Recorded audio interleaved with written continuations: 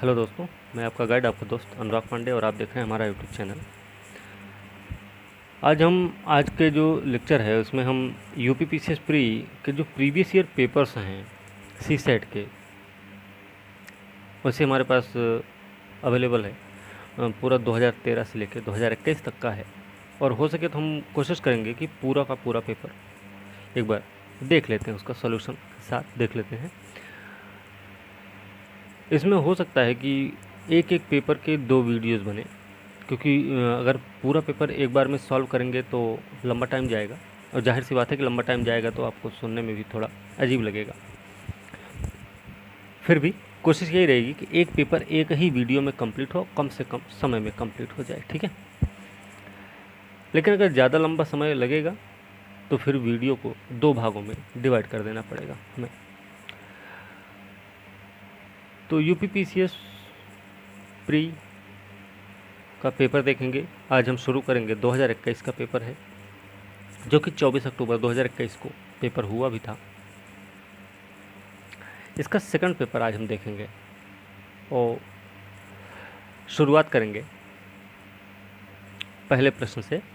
इसका जो पहला प्रश्न है वो है जिजीविषा का अर्थ क्या है।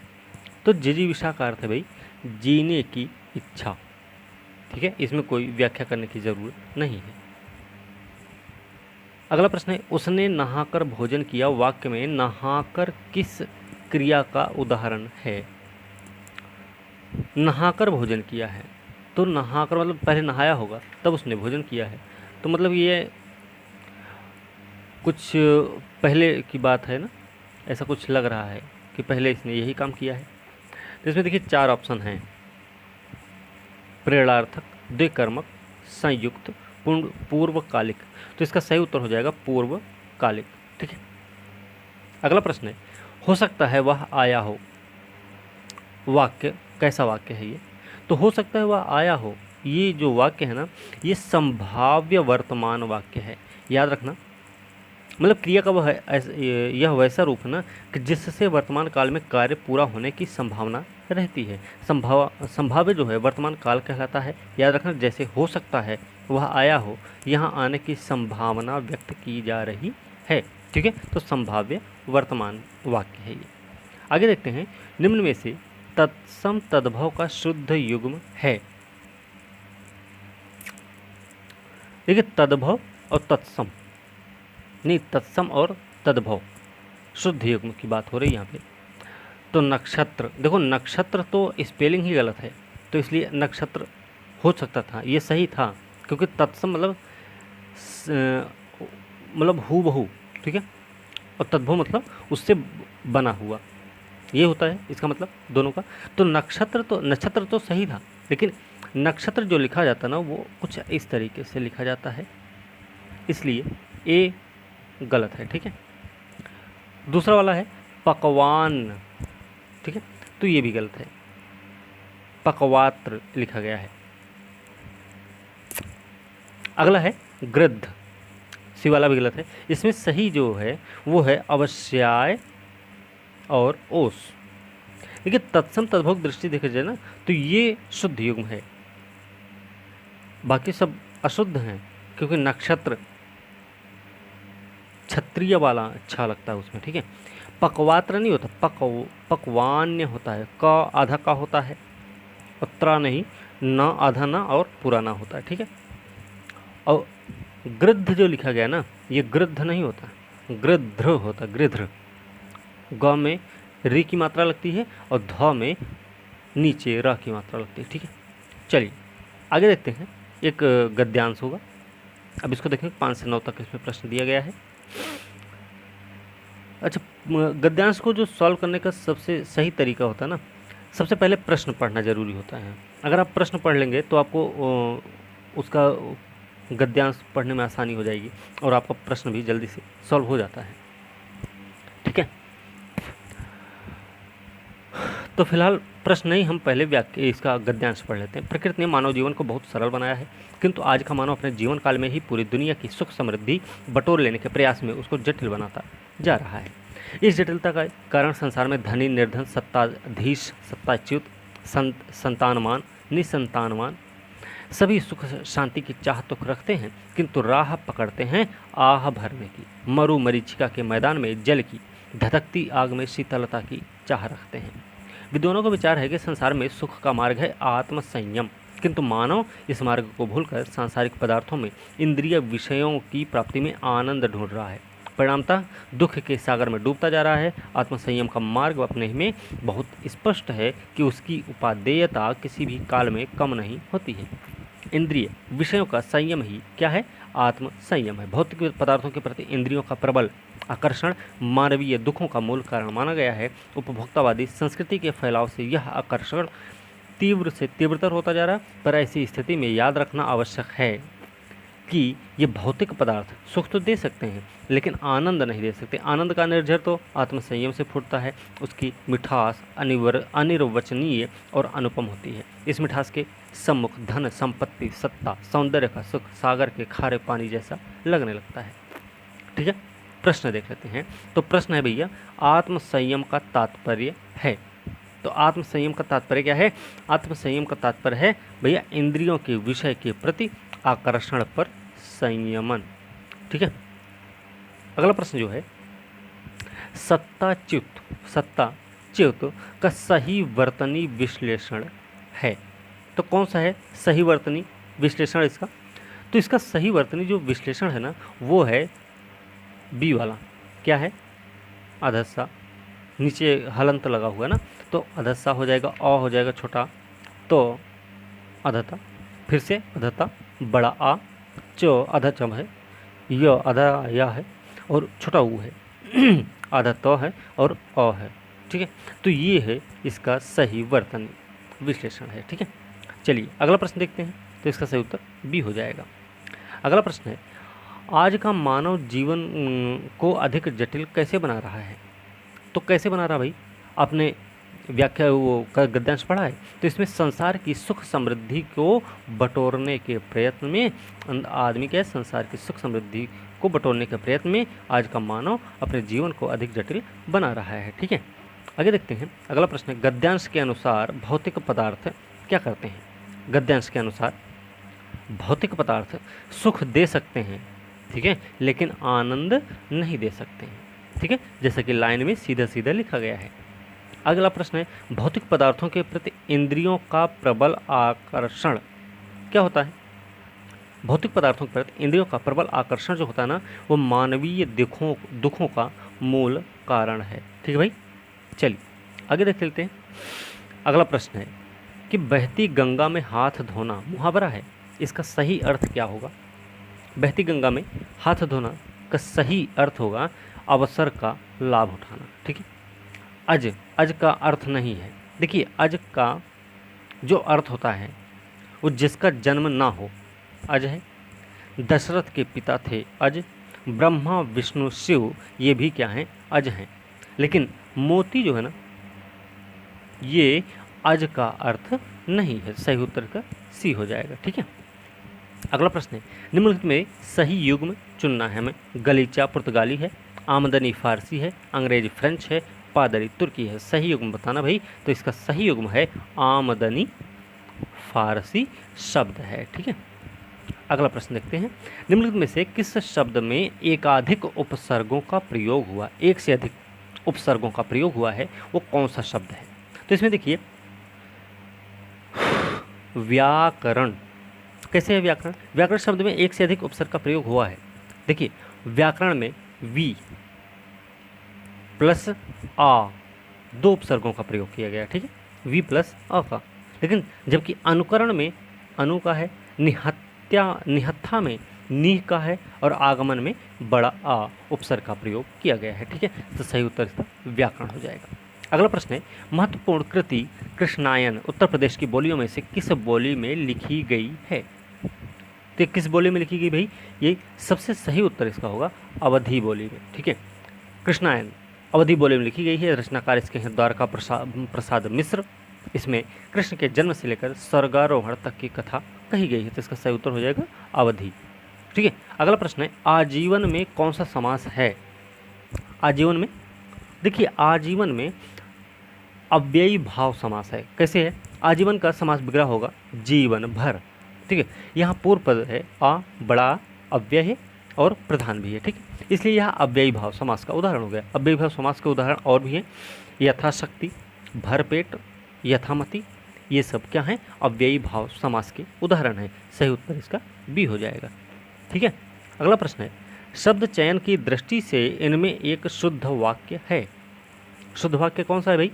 देखिए, इसमें जो शुद्ध वाक्य है कि रामचंद्र शुक्ल ने अनेक ग्रंथों की रचना की थी। ठीक है, कैसे? रामचंद्र शुक्ल ने अनेक ग्रंथों की रचना की, जबकि पद्य के चौथे भाग को चरण कहते हैं। ठीक है, ये गलत है। राजा हरिश्चंद्र के सदृश कोई सत्यवादी नहीं हुआ। सदृश का मतलब क्या था? ठीक है, एक और है, रविन्द्रनाथ टैगोर की कुछ रचनाओं का नागरी भाषा में अनुवाद हुआ। ठीक है, तो सही इसका रामचंद्र शुक्ल ने अनेक ग्रंथों की रचना की थी, सही उत्तर। ठीक है, अगला है, उत्कर्ष का विलोम क्या है? उत्कर्ष, तो उत्कर्ष का विलोम भैया सबको पता होगा, अपकर्ष होता है।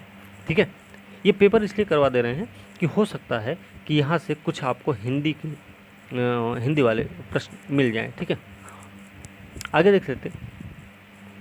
इसमें देखिए मिलान करना है। मिलान में देख लेते हैं कि भाई अल्प विराम है, कोष्ठक है, संक्षेप सूचक है, योजक है, तो इसमें कौन सा सही, इसका मिलान कौन सा सही होगा? देखिए, तो अल्प विराम कौन सा है भाई? देखिए, अल्प विराम और पूर्ण विराम। अल्प विराम वो ऐसे धीरे से ऐसे कर देते हैं हम, है ना, थोड़ा सा रुक जाते हैं, फिर उसके बाद आगे बढ़ते हैं सब। तो ऐसा कौन सा है? ये तीसरा वाला। तो ए को हमने तीसरे से मिला दिया है। ठीक है, अभी दो में ए का तीसरा है। कोष्ठक क्या है? कोष्ठक कौन सा है? कोष्ठक आपका चौथा वाला है ना, तो बी का चौथा कर दिए, तो बी का चौथा हो गया, तो इसका मतलब सही उत्तर डी हो जाएगा। ठीक है, इसका सही उत्तर हो गया डी। संक्षेप सूचक कौन सा होगा फिर? दूसरा। योजक क्या है? ऐसे कर देंगे। ठीक है, चलिए अगला प्रश्न देखते हैं। निम्नलिखित में से शुद्ध वर्तनी वाला शब्द है? कवयित्री, कवयत्री नहीं होता ना, चिन्ह, चिन्ह भी नहीं है, समझ रहे हैं ना। ईर्षा, ईर्षा नहीं होता, ईर्ष्या होता है, ऐसे ईर्ष्या होता है। ठीक है, ध्यान रखना इसका। तो इसका सही उत्तर हो जाएगा घनिष्ठ। ठीक है, आगे है, स्वार्थ में निम्नलिखित में से कौन सी संधि है? स्वार्थ, स्वार्थ देखिए क्या है, स्वार्थ का संधि विच्छेद अगर करें स्व प्लस अर्थ होता है, तो अ प्लस अ में छोटा अ छोटा दोनों मिलते हैं तो बड़ा आ बनता है। ये दीर्घ संधि हो सकता है, क्या है? दीर्घ संधि है, दीर्घ स्वर संधि है। हर्ष या दीर्घ अ ई उ के पश्चात क्रमशः हर्ष या दीर्घ अ ई उ स्वर आए तो दोनों को मिलाकर दीर्घ बनता है, बड़ा आ, बड़ी ई, बड़ा उ। इस परिवर्तन को हम दीर्घ स्वर संधि कहते हैं। सही उत्तर इसका ए हो जाएगा। अगला प्रश्न है, गमन शब्द को विपरीतार्थक बनाने के लिए इनमें से किस उपसर्ग का शुद्ध प्रयोग शुद्ध होगा? तो इसमें गमन क्या करेंगे भाई? गमन मतलब होता है जाना। ठीक है, और इसी को हम उल्टा जब करेंगे तो कोई आएगा भाई, कोई जाएगा तो कोई आएगा भी, तो इसका सही उत्तर हो जाएगा बड़ा आ मिला देंगे तो ये आगमन हो जाएगा। ठीक है, चलिए आगे देखते हैं। निम्नलिखित में देवता का पर्यायवाची शब्द है? देवता का पर्यायवाची शब्द क्या है भाई? देवता का पर्यायवाची शब्द है कि विबुध, विबुध। ठीक है, देवता का पर्यायवाची। इसके अन्य पर्यायवाची शब्द हैं सुर, अमर, आदित्य, वसु, निर्जर, गीर्वाण, अजर। अगर और भी जो है किंकर, किंकर का मतलब क्या है? किंकर का मतलब होता है सेवक। विपुल मतलब क्या होता है? बड़ा। ठीक है, और लोकेश जो है ना वो राजा का पर्यायवाची है भैया, ये भी ध्यान रखना है। ठीक है, आगे देखते हैं। हिंदी शब्दकोश में अगला प्रश्न है, हिंदी शब्दकोश में छा, छत्री वाला का क्रम इनमें से किस वर्ण के बाद में आता है? किसके बाद आएगा भाई? देखिए इसमें क्या है ना, अगर हम इंग्लिश में लिखते हैं तो कैसे लिखते हैं? छत्री वाले को छा को KSH, नाम कोई अगर लिखना है तो कैसे लिखेंगे? मान लीजिए नाम है किसी का, लड़की का नाम हो क्षमा, हिंदी में कैसे लिखेंगे? KSHAMA, ऐसे लिखेंगे ना। तो ये है M, ये है छा, ठीक है। तो के बाद आएगा, का के बाद आएगा ना कुल मिला के, तो हा के बाद तो आएगा नहीं। ये तो नॉर्मल सा है कि यार अलावा बड़ा सा खट्टे सा छोटा सा हा छा, ये तो सबको पता है। इतना सिंपल प्रश्न तो पूछा भी नहीं जाएगा, ठीक है। इस बात का हमेशा ध्यान रखना, क्योंकि यूपी PCS का या PCS का एग्ज़ाम है, ठीक है। तो इतना सिंपल प्रश्न पूछना ज़रूरी नहीं है, और इतना सिंपल अगर समझें तो ये सबसे बड़ी गलती होगी आपकी। तो इसका सही उत्तर हो जाएगा का के बाद आएगा छा, छतरी वाला छा आएगा, ठीक है। ये इंग्लिश वाला वो प्रश्न छोड़ देते हैं, ठीक है। इंग्लिश का प्रश्न सारा छोड़ देंगे, जो हिंदी में है वही सब करेंगे हम सब। चलिए 33 नंबर प्रश्न पर आते हैं हम। 33 नंबर प्रश्न पे देखेंगे तो प्रतिपुष्टि जानकारी देना जिसको बोलते हैं, प्रभावी रूप से व्यवहार के प्रबंधन और कार्यकुशलता को बढ़ाने में प्रयुक्त होता है। यह प्रकार कैसा है? तो यह कैसा प्रकार है भाई? यह प्रकार है अंतर्वैयक्तिक संप्रेषण का। ये क्या होता है? इसके अंतर्गत प्रबंधन कार्यकुशलता को बढ़ाने में प्रयुक्त होता है। अंतर्वैयक्तिक संप्रेषण क्या होता है? ये दो या दो से अधिक व्यक्तियों के मध्य विचारों तथा सूचनाओं के प्रत्यक्ष और अप्रत्यक्ष आदान प्रदान के लिए होता है। इसके अंतर्गत दो या दो से अधिक लोगों के मध्य अंतःक्रिया होना अनिवार्य है। इसमें संचारक को शीघ्र ही प्रतिपुष्टि मिलने लगती है। याद रखना, हर चीज़ प्रतिपुष्टि मतलब होता है फीडबैक, ठीक है।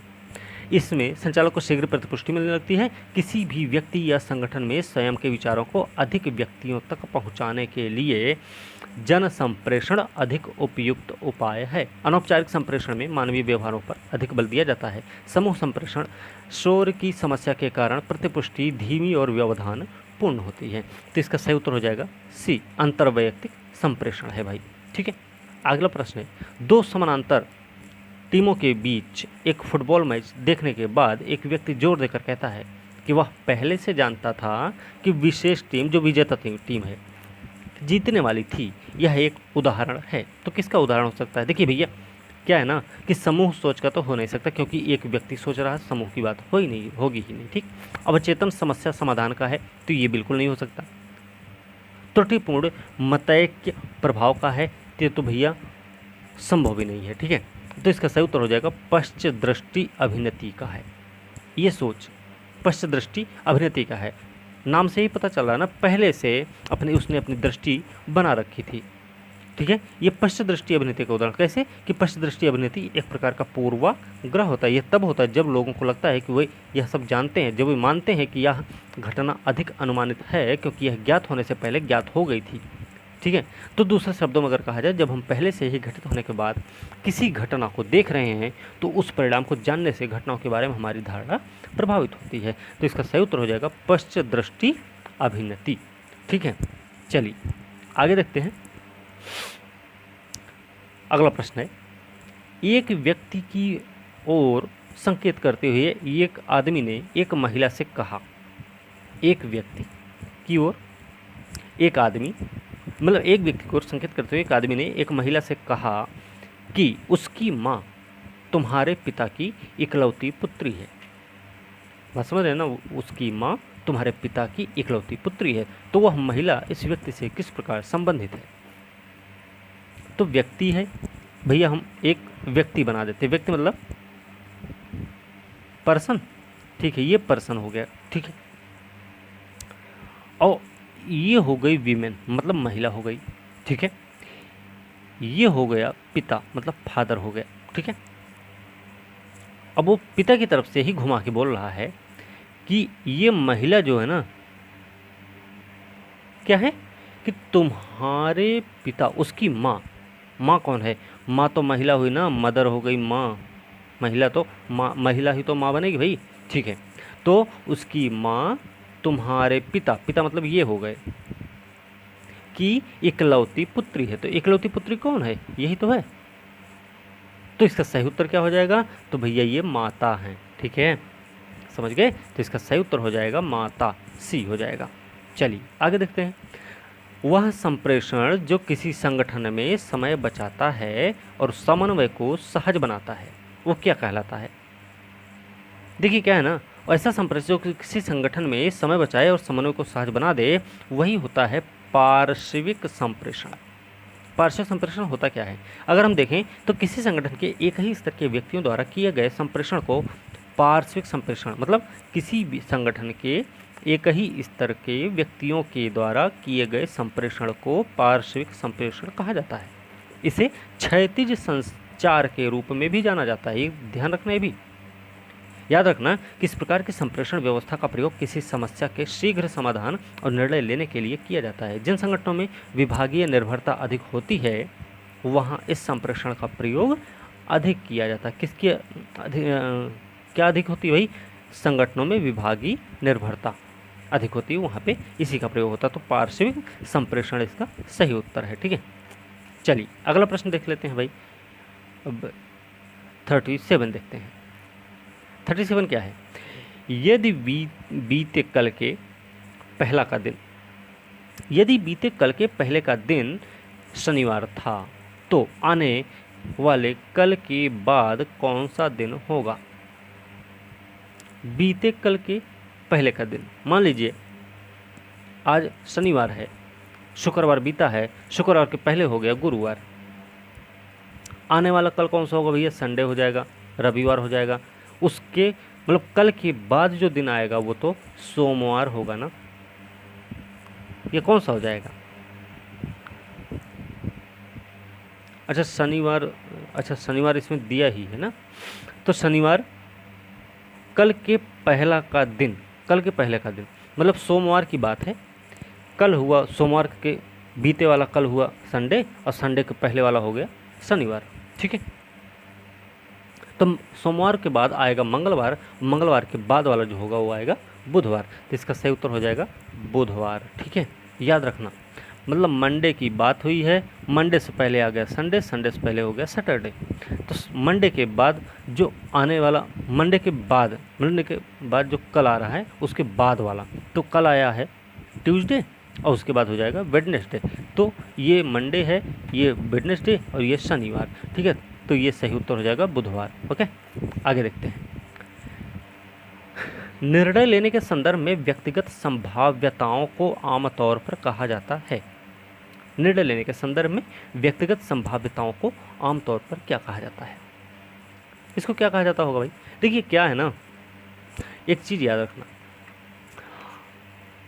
कि निर्णय लेने के संदर्भ में व्यक्तिगत संभाव्यताओं को सामान्य रूप से आत्मनिष्ठ संभाव्यता कहा जाता है, ठीक है। ये किसी घटना की संभावना या प्रायिकता का वर्णन करने का एक और तरीका होता है, समझ रहे हैं ना। इस दृष्टिकोण में संभावनाओं को निर्दिष्ट करने से पहले कुछ स्वयं सिद्ध या आत्मनिष्ठ पूर्व निर्धारित होते हैं। यह घटना की मात्रा निर्धारित करने के लिए किया जाता है, याद रखना। और इसलिए घटना की या गैर घटना की गणना को आसान बनाने के लिए भी किया जाता है। तो इसका सही उत्तर हो जाएगा आत्मनिष्ठ संभाव्यता। प्रश्न था निर्णय लेने के संदर्भ में व्यक्तिगत संभाव्यताओं को आमतौर पर क्या कहा जाता है? सही उत्तर हो गया आत्मनिष्ठ संभाव्यता।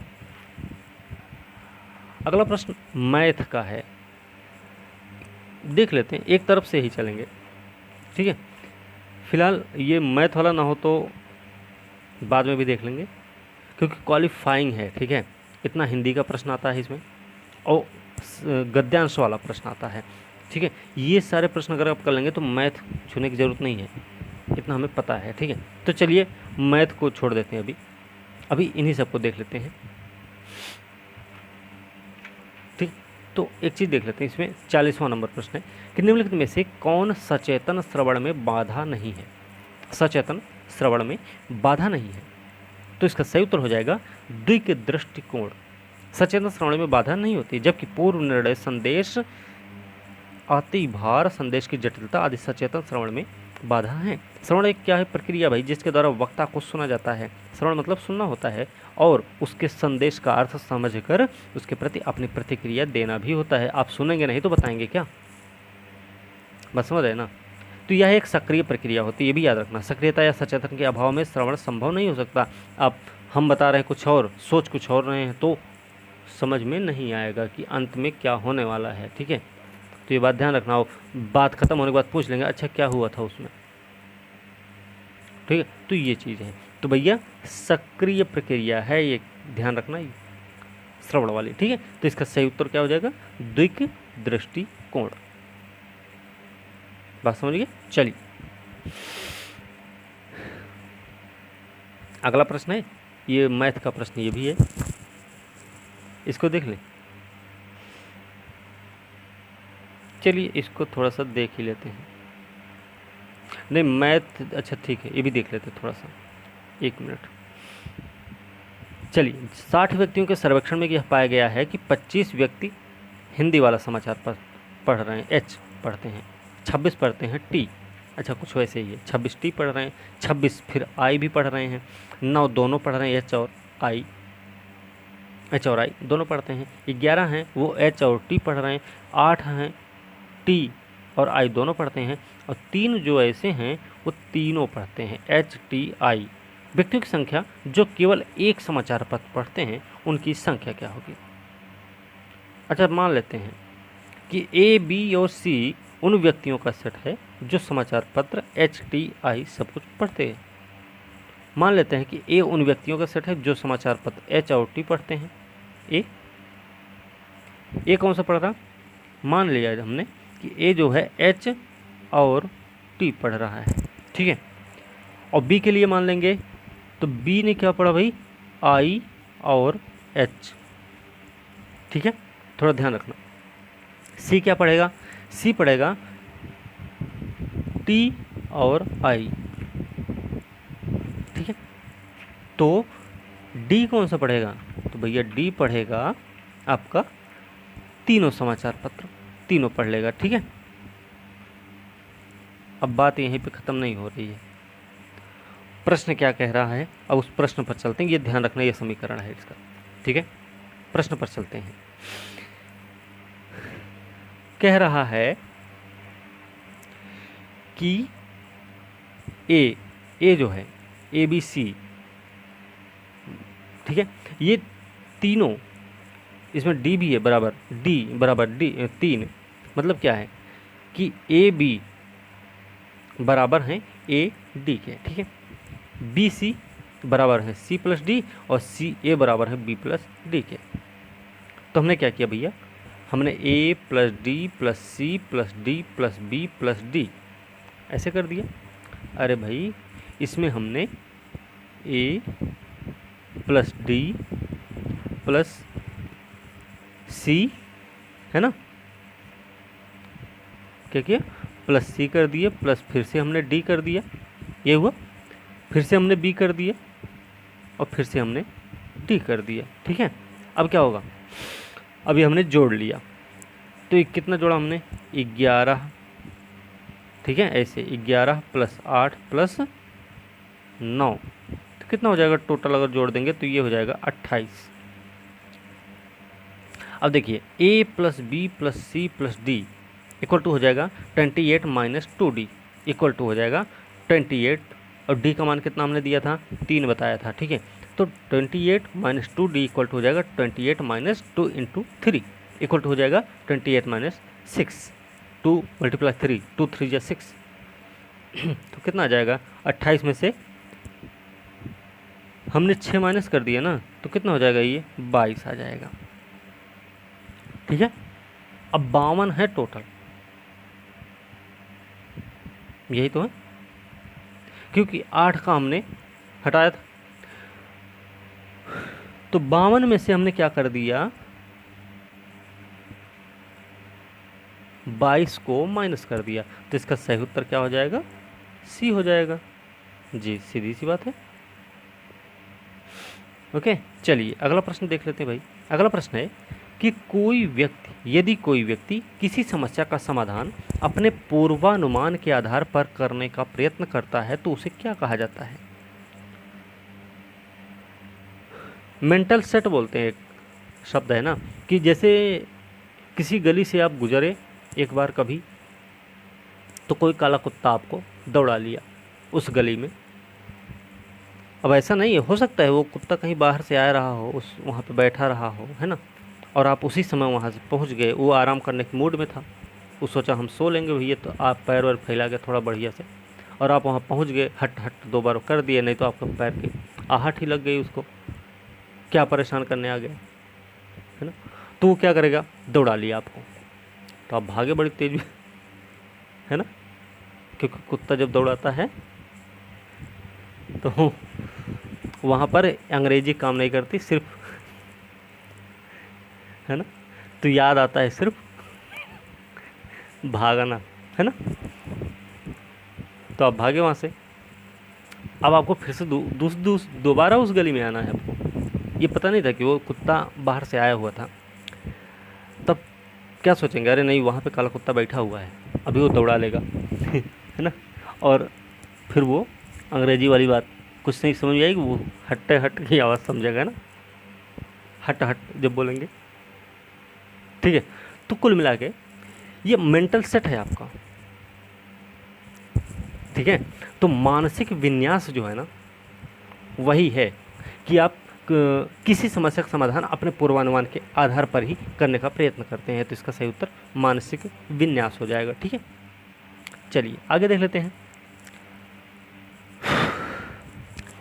प्रेक्षण का समूह है x1 x2 dash dash xn है का 50 से लिए गए विचलनों का योग है क्या है, -10, और 46 से लिए गए विचलनों का योग है 70। तो प्रेक्षणों की संख्या क्या होगी, इसका थोड़ा सा है। 50 से -10 तक के प्रेक्षणों का विचलनों का योग क्या होगा। तो हम देखेंगे x1 -50 इक्वल टू -10 हो गया, ठीक है। पिछले में x1 -50 इक्वल टू -10 है, तो 50n जो है -10, तो y -50n हो जाएगा -10 के। 46 से 70 के बीच में क्या करेंगे, x1 -46 इक्वल टू हो जाएगा 70, और y -46n इक्वल टू हो जाएगा 70। तो क्या करेंगे, माइनस माइनस है तो सीधी सी बात है, हम इनको प्लस कर लेंगे, और इधर जो 50n और 46n है इसको हम माइनस कर देंगे, ठीक है। तो 50 में से 46 घटा देंगे तो 4 आ जाएगा, और 70 में 10 जोड़ देंगे 80 हो जाएगा। तो n का मान निकल आएगा 20। तो इसका सही उत्तर क्या हो जाएगा, 20 हो जाएगा भाई। चलिए, अभी इतना व्यवस्था नहीं है कि हम आपको सॉल्व करके बता दें, लेकिन जिस हिसाब से बता रहे हैं इस हिसाब से थोड़ा बहुत समझ लेंगे तो आपको सवाल को हल करने में आसानी हो जाएगी, ठीक है। चलिए अगला प्रश्न है, संप्रेषण प्रक्रिया में सूचना को जानबूझकर हेर फेर करना। संप्रेषण प्रक्रिया में सूचना को जानबूझकर हेर फेर करना क्या कहलाता है, मतलब purposely manipulating information in communication process is called, क्या बोलेंगे उसको, उसको बोलेंगे भैया फिल्टरिंग, ठीक है। संप्रेषण प्रक्रिया में सूचना को जानबूझकर हेर फेर करना निस्संदन कहलाता है। निस्संदन, सही उत्तर ए हो जाएगा। इसे ग्रेप वाइन भी कहते हैं, नाम याद रखना। निस्संदन के फिल्टरिंग के अंतर्गत सूचना में जोड़ तोड़ करके उसको प्राप्तकर्ता के अनुकूल बनाया जाता है भैया, लेकिन इस प्रक्रिया में मूल संदेश में छिपा अर्थ बदल जाता है। इसे संचार में मनोवैज्ञानिक अवरोध के रूप में देखा जाता है, ठीक है। तो चलिए अगला प्रश्न देख लेते हैं। पृथक रूप से संबंधित युग्म का चयन करना है। पृथक रूप से संबंधित युग्म का हमें चयन करना है। तो क्या है, अपराध है, दंड है, निर्णय, वकालत है, उद्यम है, सफलता, व्यायाम है, स्वास्थ्य। तो इसका सही उत्तर क्या हो जाएगा, निर्णय है, वकालत है ना। मतलब choose the pair in which words are differently related. तो क्या हो जाएगा, जजमेंट, रेशियो, एडवोकेसी, ठीक है। तो सही उत्तर इसका निर्णय और वकालत हो जाएगा। पृथक रूप से संबंधित युग्म है, इनका सही रूप वकालत निर्णय होगा। क्यों, क्योंकि भैया निर्णय का संबंध वकालत से होता है, जबकि अपराध से दंड, उद्यम से सफलता और व्यायाम से स्वास्थ्य प्राप्त होता है, ठीक है। अलग से बात थी, वकालत करते हैं तब निर्णय होता है, ठीक है। यहाँ पे बात समझने की ये थी कि पहले निर्णय नहीं होता, पहले वकालत होती है। भैया पहले जिरह करेंगे ना, समझ बात करेंगे तभी तो निर्णय पे पहुँचेंगे, बात ये होती है। तो वकालत होगी फिर निर्णय होगा, इसमें उल्टा लिखा गया था। तो निर्णय वकालत नहीं, बाकी अपराध होता है तो दंड मिलेगा, उद्यम करेगा सफलता मिलेगी, व्यायाम करेगा स्वस्थ रहेगा। ठीक है, तो सही उत्तर इसका निर्णय वकालत हो गया। अगला प्रश्न देखते हैं, निर्णय लेने का उद्देश्य होना चाहिए। तो निर्णय लेने का कौन सा उद्देश्य होना चाहिए भाई? तो निर्णय लेने का उद्देश्य होना चाहिए कि सर्वश्रेष्ठ विकल्प का निर्धारण। निर्णय लेने का उद्देश्य सर्वश्रेष्ठ विकल्प का निर्धारण। निर्णय या निर्णयन का शाब्दिक अर्थ होता है किसी निष्कर्ष पर पहुंचना। ठीक है, निर्णय प्रक्रिया के अंतर्गत निम्न बिंदुओं को शामिल भी किया जाता है, जैसे समस्या को परिभाषित करना पड़ेगा। भाई निर्णय कैसे लेंगे? ऐसे थोड़ी ले लेंगे, मुंह उठाए निर्णय हो गया है भाई। उसकी समस्या नहीं समझेंगे जब तक, अपनी समस्या बताए अगला आदमी, फिर समस्या का विश्लेषण भी होगा। अच्छा ये वाली समस्या ऐसा होता है, ठीक है, तो वैकल्पिक हल भी देखेंगे, उस पर थोड़ा विचार करेंगे। भाई ये वाला थोड़ा देख लो यार इस पर, ठीक है। उसके बाद सर्वश्रेष्ठ विकल्प का चयन भी करना होगा। निर्णय पर हम तभी पहुंचेंगे, ठीक है, तो याद रखना इसको। तो इसका सही उत्तर हो जाएगा सर्वश्रेष्ठ विकल्प का निर्धारण। ओके, चलिए अगला प्रश्न देख लेते हैं। 50 प्रश्न तो कंप्लीट करेंगे। अब हम अगला जो पेपर होगा ना उसमें हिंदी इंग्लिश दोनों चला देंगे, ठीक है, बराबर से। इसका जो इंग्लिश में प्रश्न था वो था the objective of decision making should be to make the best choice. ठीक है, इसका सही उत्तर हो जाएगा, प्रश्न है the objective of decision making should be, तो इसका सही उत्तर हो जाएगा to make the best choice. ठीक है, चलिए अगला प्रश्न देख लेते हैं भाई। ए, बी और सी किसी काम को करते हैं 20 दिन, 30 दिन, 60 दिन में। कितने दिनों में ए उस कार्य को पूरा कर सकता है यदि वह प्रत्येक तीसरे दिन बी और सी के द्वारा सहायता प्राप्त करता हो दूसरे और तीसरे दिन? मतलब है A, B and C can do a work in 20, 30 and 60 days respectively. ऐसे ही कर रहा है।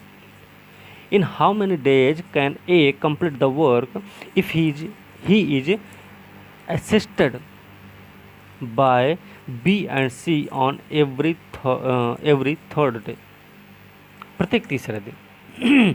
तो इसका सही उत्तर क्या हो जाएगा? अब देखिए क्या है ना कि ए का 2 दिन का काम हम देख लेंगे, क्योंकि ए का हम 2 दिन का काम कैसे निकालेंगे भाई, हमें निकालना पड़ेगा। तो ए का 2 दिन का काम, मान लीजिए ए करता है 20 दिन में, तो उसका 1 दिन का काम निकलेगा 1/20। एक दिन में 1/20 ही करेगा, तो 2 दिन में कितना करेगा? 1/10 करेगा। ठीक है, सीधी बात। अच्छा, ए प्लस बी प्लस सी का 1 दिन का काम कितना हो जाएगा? अब तीनों का 1-1 दिन का काम निकल गया। ए प्लस बी प्लस सी का 1 दिन का काम कितना हो जाएगा भाई? तो ये भी देख लेंगे। तो 1/20 धन 1/30 धन मतलब 1/20 प्लस 1/30 प्लस 1/60। 20, 30 और 60 का एलसीएम निकालेंगे तो 60 आएगा। ठीक है, फिर गुणा भाग करेंगे। ठीक है, गुणा भाग करेंगे तो 6/60 हो जाएगा। इसको जब हम डिवाइड कर देंगे और सॉल्व करेंगे तो 1/10 हो जाएगा। ठीक है, तो 3 दिनों में किया गया काम कितना हो जाएगा भाई? तो 1/10 प्लस 1/10 इक्वल टू हो जाएगा 1/5 के, क्योंकि प्लस करना होगा हमको। ठीक है, क्योंकि नीचे वाला संख्या अगर बराबर है तो ऊपर वाले को हम प्लस कर लेते हैं सीधे सीधे। ठीक है, चलिए तो 1/5 काम 3 दिन में किया गया है। तो भाई कुल कार्य को पूरा करने में कितना समय लगेगा? तो भैया 3 × 5 कर देंगे, सीधा सीधा मैटर है। ठीक है, सही उत्तर इसका हो जाएगा 15 दिन। तो सही उत्तर हो जाएगा 15 दिन। ठीक है, आगे देखते हैं। निम्न में से कौन सा किसी समस्या के समाधान हेतु चिंतन का तरीका नहीं है? किसी समस्या का समाधान हेतु जो चिंतन का तरीका नहीं है वो कौन सा तरीका है? तो इसका सही उत्तर हो जाएगा, फिर देखते हैं इंग्लिश में देखते हैं, which one of the following is not a way of thinking in order to solve problems. तो इसका सही उत्तर क्या हो जाएगा? इसका सही उत्तर है एनाग्राम्स। क्या है? किसी समस्या का समाधान है तो चिंतन का ये तरीका नहीं होता है, जबकि कलन विधि, प्रयास और त्रुटि, सतह शोध किसी समस्या का समाधान है तो चिंतन का तरीका है। एनाग्राम्स जो शब्द है वो एक खेल है जिसमें किसी शब्द या वाक्यांश वाक्यांग के अक्षरों को पुनः व्यवस्थित करके एक नया शब्द या वाक्यांश बनाना होता है। इसमें सभी मूल अक्षरों का क्या करते केवल एक बार प्रयोग किया जा सकता। समस्या समाधान एक संज्ञानात्मक क्रिया है जिसमें व्यक्ति चिंतन के माध्यम से एक दी हुई समस्या की भौतिक अवस्था से लक्ष्य अवस्था तक पहुंचने की कोशिश करता है। ओके, तो सही उत्तर इसका एनाग्राम्स हो जाएगा। अगला प्रश्न क्या है? निम्नलिखित शब्दों को अंग्रेजी शब्दकोश के अनुसार व्यवस्थित करके तीसरा शब्द प्राप्त करना हमें, मतलब by arranging the following words according to the English dictionary find the third word है। तो है किसी, queen, quality, question, quarter. Quarter वाला नहीं ना, गलत मत समझना भाई। क्वार्टर मतलब होता है कमरा उमरा का होता होगा, या 1/4 होता होगा, है ना। क्वार्टर वो भी तो होता है जहाँ पे लोग रहते हैं जाके घर से दूर, ठीक है, वो वाला क्वार्टर मत समझना, दूसरा वाला, ठीक है। तो चलिए फिलहाल तो इसमें तीसरा शब्द पता करना है। तो तीसरा शब्द कौन सा हो जाएगा भाई? इसमें तीसरा शब्द हो जाएगा QUEASY। सही उत्तर हो जाएगा बी, ठीक है। तो सही उत्तर हो गया बी। चलिए आगे देखते हैं। पारस्परिक लेन देन के रूप में संप्रेषण मॉडल के अनुसार लोगों के मध्य अंतःक्रिया है। तो इसका सही उत्तर क्या हो जाएगा? मतलब according to communication as mutual transaction model interaction between people is. तो इसका सही उत्तर क्या हो जाएगा? सही उत्तर हो जाएगा भैया सिमुल्टेनियसली इंटरएक्टिव, मतलब सहकालिक अंतःक्रियात्मक। इसका सही उत्तर हो जाएगा, ठीक है। चलिए इसका क्या है भाई? पारस्परिक लेन देन के रूप में संप्रेषण मॉडल के अनुसार लोगों के मध्य अंतःक्रिया सहकालिक अंतःक्रियात्मक है। संप्रेषण के इस मॉडल में प्रेषक और प्राप्तकर्ता के बीच संदेश का आदान प्रदान होता है, जहां दोनों में प्रत्येक संदेश प्रेषक और प्राप्तकर्ता की भूमिका में होता है। याद रखना, इसमें प्रेषक और प्राप्तकर्ता दोनों क्रियाएं एक ही समय पर होती रहती हैं। यह मॉडल समान वातावरण, व्यक्तिगत अपेक्षाओं के साथ संप्रेषण के लिए अधिक प्रभावी होता है, ठीक है। तो ये बात हमें ध्यान रखनी है, वीडियो ज़्यादा लंबी ना हो जाए, इसका भी हमें ध्यान रखना है, ठीक है। चलिए अभी समय है, फिलहाल देख लेते हैं। अगला प्रश्न है, संचार प्रभावी होगा यदि यह, संचार प्रभावी होगा यदि यह, मतलब क्या है कि भैया communication will be effective if it is. तो क्या हो जाएगा इसमें? देखिए रिसीव्ड इमीडिएटली, तत्काल प्राप्त किया जाए, ठीक है। किसी भी संगठन के बेहतर सुचारू कामकाज के लिए संचार को प्रभावी और कुशल होना चाहिए। संचार मुख्यतः 2 या 2 से अधिक व्यक्तियों के बीच में होता है, ये भी सबको पता है। प्रभावी संचार के लिए आवश्यक है कि इच्छित संदेश ठीक से एनकोड किया गया हो, उपयुक्त चैनल के माध्यम से वितरित किया गया हो, रिसीवर को प्राप्त हो, प्राप्तकर्ताओं द्वारा ठीक से डिकोड और समझा गया हो। कोई भी संचार तभी प्रभावी बनता है जब उसे तत्काल प्राप्त किया जाए और उसे आवश्यक कार्यों में इस्तेमाल भी किया जाए, ठीक है। तो सही उत्तर हो जाएगा तत्काल प्राप्त किया जाए, मतलब रिसीव्ड इमीडिएटली। अगला प्रश्न देख लेते हैं। अगला प्रश्न है कि यदि प्लस का अर्थ मल्टीप्लाई हो जाए, माइनस का अर्थ डिवीजन हो जाए, मल्टीप्लाई का अर्थ हो जाए प्लस और डिवीजन का अर्थ हो जाए माइनस, तो निम्नलिखित समीकरणों में कौन सा सही होगा? मतलब if plus means multiply, minus means divide, multiply means plus and divide means minus, then which one of the following equation is correct. तो कौन सा सही होगा? अब देखिए हमने कर दिया, इसमें देखिए क्या है 18 प्लस 6n, तो प्लस को हमने गुना कर दिया, मल्टीप्लाई कर दिया भाई। 18 मल्टीप्लाई 6 डिवाइडेड माइनस है ना, तो डिवाइडेड बाई 4, फिर मल्टीप्लाई है, मल्टीप्लाई प्लस हो जाएगा, +2 हो जाएगा, और फिर उसके बाद डिवाइड है, डिवीजन का मतलब है और माइनस, ठीक है। तो -3 = हो जाएगा 26। अब इसको हम सॉल्व करते हैं। तो 18 × 6/4 + 2 - 3 = 26। अब हम कर लेते हैं फिर से हो कि 18 × 3/2, मतलब 2 से हमने डिवाइड कर दिया इसको ना, 2 × 3 = 6, 2 × 2 = 4। तो 3/2 प्लस 2 माइनस 3 इक्वल टू 26। तो 20 अब 2 से 18 को डिवाइड करेंगे तो 2 9 जाए 18 आएगा, 9 इंटू 3 मतलब 27, 27 प्लस 2 माइनस 3 इक्वल टू 26। तो डिवाइड जब कर देंगे भाई तो 29, 27 प्लस 2 कितना होगा 29, ठीक है। या फिर प्लस 2 माइनस 3 को कर देंगे तो ये हो जाएगा -1। वैसे भी 27 में से 1 माइनस कर देंगे 26 आ जाएगा, 26 बराबर 26 के हो जाएगा। तो इसका सही उत्तर ए हो जाएगा, सही उत्तर ए हो गया, ठीक है। चलिए आगे देखते हैं।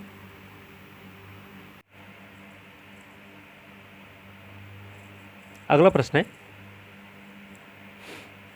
प्रश्न है FISH रेशियो है CLPK, ठीक है। फिर NOSE रेशियो है क्वेश्चन मार्क।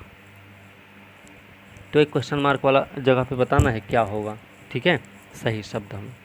तो इंग्लिश में भी यही है, ज़्यादा समझने की जरूरत नहीं है, ठीक है। तो सिंपल है ये तो इसमें क्या करेंगे भाई, देखिए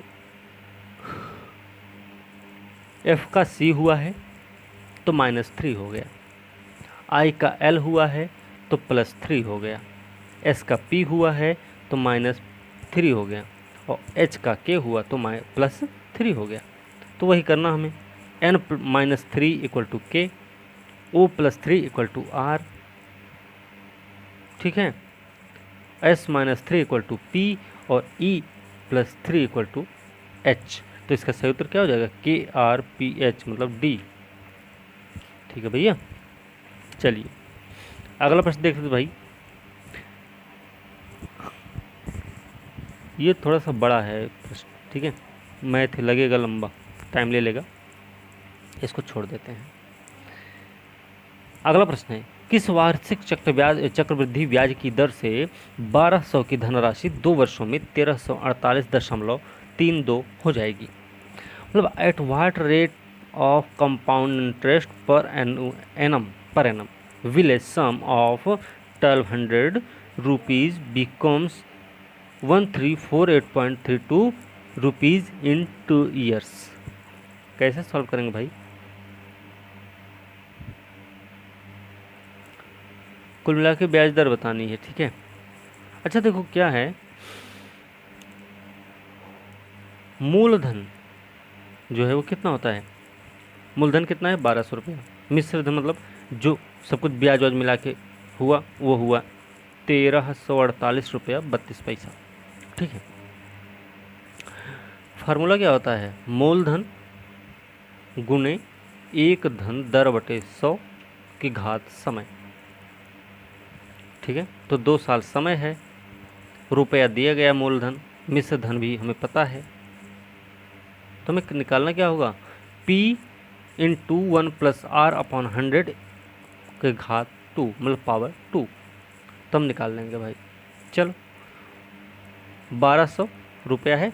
अच्छा ये 1348.32 है ना, तो इसको हम अपॉन 1200 जब कर देंगे तो 32 पर जो पॉइंट लगा हुआ है ना उसको हटा देंगे, तो 1200 पे क्या करेंगे 2 जीरो और बढ़ा देंगे, ठीक है। तो 1200 पे 2 जीरो और बढ़ा देंगे मतलब 1,20,000 हो जाएगा। 1 प्लस R अपॉन 100 पावर 2 हो जाएगा। 1 plus R upon 100 equal to, इसको डिवाइड कर देंगे मतलब काट पीट देंगे, तो ये आ जाएगा 53/50, ठीक है। R अपॉन 100 इक्वल टू कितना हो जाएगा 53/50 -1 हो जाएगा, क्योंकि माइनस होता है तभी ब्याज दर निकलती, ठीक है। तो R अपॉन 100 इक्वल टू हो गया -3 कर देंगे तो 3/50 हो जाएगा। अब R इक्वल टू कितना हो जाएगा, तो भैया R इक्वल टू हो जाएगा 100 इंटू 3/50, तो डिवाइड कर देंगे 6% आ जाएगा, सही उत्तर 6 हो जाएगा, ठीक है। अगला प्रश्न देख लेते हैं, समान समूह के सदस्यों के मध्य संप्रेषण है, समान समूह के सदस्यों के मध्य संप्रेषण कौन सा होता है, तो भैया ये देखिए communication among members of the same group is, ये होता है लैटरल कम्युनिकेशन, पार्श्विक संप्रेषण होता है, ठीक है, ध्यान रखना। अगला प्रश्न भी देख लेते हैं क्या, अगला भी देख लेते हैं एक और, इसी के बाद बंद कर देंगे, है ना। इसमें इस पेज में कितने प्रश्न भी हैं, चलिए 59 तक है, 57वां नंबर देख लेते हैं। इसमें बताना भैया त्रिभुज की संख्या कितनी है। तो देखिए त्रिभुजों की संख्या कितनी है, सीधा सीधा सामने दिख रहा है, 1 2 3 4 5 6, 6 त्रिभुज ऐसे ही दिख रहे हैं सामने सामने, है ना। और 6 का दिख रहे हैं, 1 है, 2 है, 3 4 5 6, 1 7, 1 8, 1 9, 9 त्रिभुज यही दिख रहे हैं। फिर बाकी कहाँ गए, 5 तो और बनेंगे ना भाई। अब देखते हैं 5वां और कैसे बनते हैं। एक ये बन जाएगा 10, एक ये बन गया 11, ठीक है, एक ये बन गया 12, एक ये बन गया 13। अब कौन सा बचा, अब बचा है जे वाला 14, तो 14 त्रिभुज बन गए, ठीक है। सही उत्तर ए हो जाएगा। चलिए अगला प्रश्न देख लेते हैं भाई। 1 से लेकर 100 तक, ठीक है, 1 से लेकर 100 तक की कितनी संख्याएं हैं जो न केवल 4 से पूरी तरह विभाजित होंगी बल्कि उनमें 4 का अंक भी हो।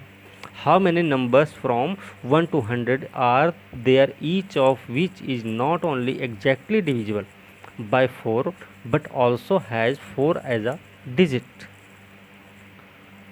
ठीक क्या होगा, इसमें ऐसी कुल 7 संख्याएं होंगी 1 से 100 तक। अब उसमें हम देख सकते हैं 4 है, 24 है, 40 है, 44 है, 44, 48 है, 64 है, 84 भी है, ठीक है। तो 7 संख्याएं ऐसी हो जाएंगी, सही उत्तर हो जाएगा ए, ठीक है। चलिए अगला प्रश्न देख लें और अंतिम प्रश्न देखेंगे, इसके आगे वाला वीडियो कल बनाएंगे। निम्नलिखित में से कौन सा समस्या समाधान में विभाजित करो जीतो रणनीति का संस्करण है, मतलब विच one of the following is a version of divide and कंकर स्ट्रेटजी इन प्रॉब्लम सॉल्विंग।